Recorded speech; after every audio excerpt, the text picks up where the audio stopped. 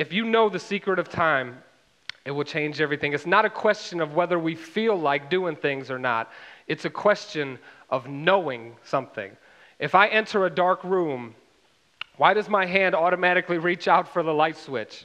Because I know that when I hit that switch, the light's going to come on. I don't have to give myself some positive self-talk about how I really should hit the light or set up some system of reward and punishment around whether I should hit that light. I don't need to do any of that garbage because I know that if I hit that switch, the light comes on. If we know that making certain decisions day by day, small things, will lead us to a better tomorrow, closer to God, we would do it.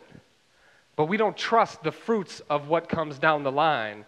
We trust the instant feeling of what comes right now, right? And it jacks up our entire life. God created this world with a very specific system of how things work, right? How things come about. One of those systems is we plant, we cultivate, and then we harvest, right? We plant a seed. There is a season in which I'm kind of digging around the dirt, whatever people who plant things do. You have to like wait it out, and then it cultivates, it builds, right? And then one day there will be a harvest. There'll be fruit, something that comes out of it. But we want to plant it. I want to go to the gym today, right? I want to do 50 push-ups, get home, look in the mirror, and be Diesel, right? That's what we want, for real. And so when I'm struggling with feeling depressed about things or whatever it might be, rather than making a small move about the things that I'm depressed about, making a small move of saying, okay, well, I'm just not going to do that ever again to my kid because that's one of the things that makes me feel like a bad dad, leads me to feeling depressed, whatever it would be, right? Instead of just doing that thing, we turn to other things that will instantly make me not feel depressed. You know what I'm saying? Because we want the instant life. We want to plant and bam, get that harvest right off rip. And it jacks our entire life up every single day. Let's say right now that people in this room are in a tough place in their life, right? The scales are tipped badly, and the negative side is tilted way down because of many bad choices, those small things that have weighed it down. Whether it's your health or your finances or your marriage or career or whatever it is, you've reached a place where many years of simple errors in judgment have compounded over time, and you're feeling it. Day by day, you're behind the 8 ball. And it sure would be nice if somehow you could do something dramatic right now. If you could just wake up tomorrow and have it all turned around, snap your fingers, and everything's all hunky-dory, right? And that may happen in movies, but that's not real life. But what can you do?